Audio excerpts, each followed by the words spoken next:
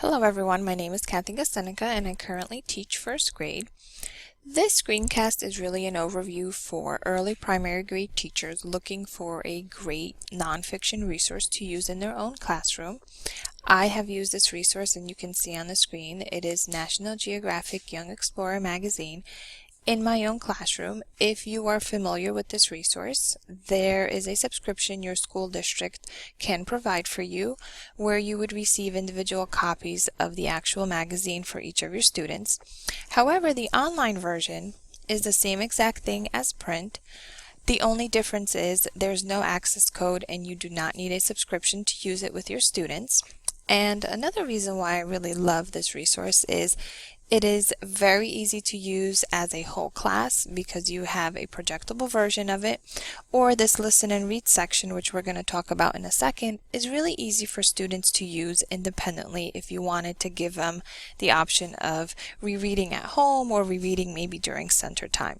So the link for this resource is up here. It's kind of hard to remember, but in Google, if you just type in National Geographic Young Explorer, it is the very first link that comes up, and it's going to take you to this main page. As you can see, the main page, you're going to see the current version of the National Geographic Young Explorer magazine currently being offered. Up here, you have a More Issues tab. It's the same thing down here. If I click on it, I can actually access prior issues depending on the specific topic I'm looking at. Again, very easy to use. If I wanted to read this specific issue, I would just click on Listen and Read, and this For Teachers tab is going to give me all the background information, including a teacher's guide and lesson plan with it. So if I wanted to use this specific issue, Bringing Up Pups, what you need to know about National Geographic Young Explorer is this whole issue is not going to talk about bringing up pups. Down here you see it says Looking at the Moon. So there's another content area that this specific issue is going to address, and then Bat Hospital. So there's really three content areas or three articles that you're going to see in this one magazine.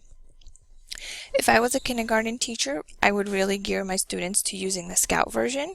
If I was a first grade teacher, or maybe I had some students who were ready to read independently, I would use the Voyager version. They're differentiated in the amount of text on each page, and we're going to take a look at what it looks like.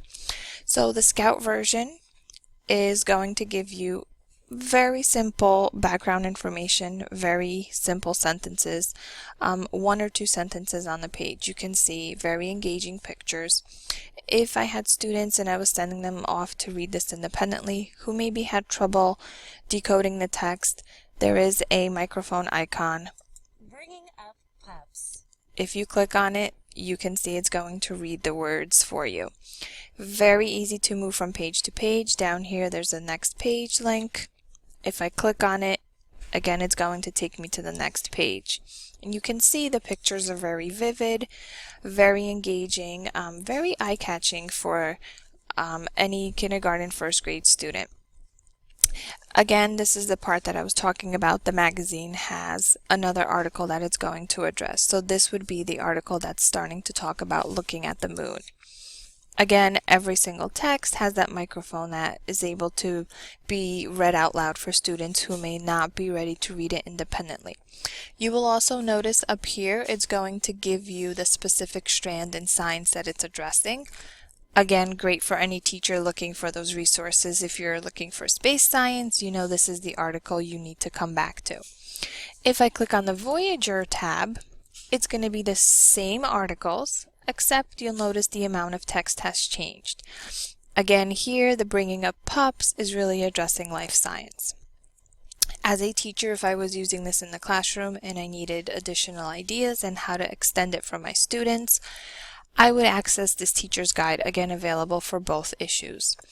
The teacher's guide is going to give me an overview of what the articles are about, and it's going to give me ideas and extensions for lesson planning in both language arts. You can see it's 2 pages along with the extension follow-up activities, as well as science. And I really like this because you have individual work you can give students to really assess how they understood the content you are addressing. And again, it's going to give you the language, arts, and science for each of the different topics that the magazine is addressing. Again, the More Issues tab is going to take you back to this screen that's going to give you prior issues that you can access.